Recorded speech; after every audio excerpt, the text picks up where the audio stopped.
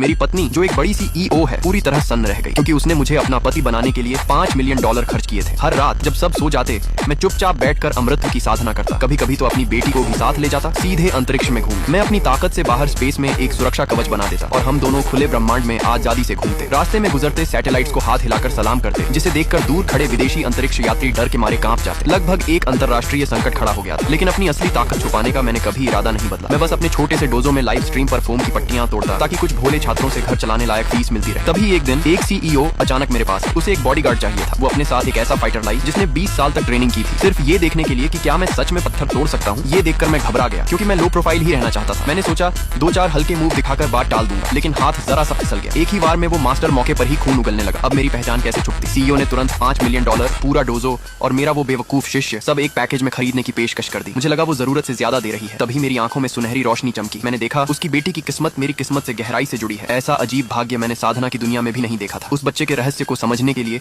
मैंने बॉडीगार्ड बनने का ऑफर स्वीकार कर लिया, लेकिन बच्ची ने मना कर दिया। वो चिल्लाकर बोली, मम्मी मुझे बॉडीगार्ड नहीं चाहिए, मुझे ये अंकल पापा चाहिए। मैंने सोचा बच्चों की बात है, लेकिन सीईओ को तो कोई सिद्धांत ही नहीं थे। उसने मेरा हाथ पकड़ा और सीधे मुझे शादी का सर्टिफिकेट बनवाने ले गई। शादी के बाद जब मेरी नई पत्नी काम में व्यस्त रहती, मैं बच्ची को फिर से अंतरिक्ष घुमाने ले जाता। चांद को हमने अपने पिछवाड़े की तरह इस्तेमाल किया। इतना आतंक मचा कि कुछ देशों ने मिसाइल इंटरसेप्ट करने तक की तैयारी कर ली। लेकिन जब हम वापस लौटे तो घर में एक अनचाहा मेहमान बैठा था, मेरा साला। वो हमेशा चाहता था कि उसकी बहन की शादी किसी बड़े अमीर से हो। वो मुझे तलाक देने के लिए मजबूर करने आया, हिंसा की तैयारी के साथ। मैं गुस्से में भर गया। मैंने सोचा आज इसे सबक सिखा दूंगा, लेकिन उसने एक गुंडा भी बुला रखा था जो मेरी पत्नी को जबरन ले जाने वाला था। उसे अंदाजा भी नहीं था। मैंने एक ही थप्पड़ में उस आदमी को बेहोश कर दिया। साला डर के मारे भाग गया। लेकिन ऐसे लोग अपमान कभी नहीं भूलते। अगले ही दिन उसने एक बड़े उद्योगपति से मिलकर मेरी पत्नी की कंपनी में सारे निवेश रुकवा दिए। पहाड़ वाले प्रोजेक्ट के लिए मजदूर विस्फोटक तक नहीं खरीद पाए। एक दिन की देरी, $5 मिलियन का नुकसान, पूरा प्रोजेक्ट बंद, 10 महीने का हर्जाना। उसे लगा अब वो जीत चुका है। उसे यकीन था कि अब वो मेरी पत्नी को शादी के लिए मजबूर कर देगा। तभी मैंने शांत स्वर में कहा, एक पहाड़ उड़ाना मेरे लिए कोई बड़ी बात नहीं है। मैंने हवा में एक ताबीज खींचा, लेकिन उसने जेब से एक देसी बंदूक निकाल ली, मुझे वहीं अपाहिज करने के लिए। उसे क्या पता था, ट्रिगर दबाने से पहले ही मेरी विशाल हथेली की शक्ति आकार ले चुकी थी। पार्ट 2 देखना है तो कमेंट करो।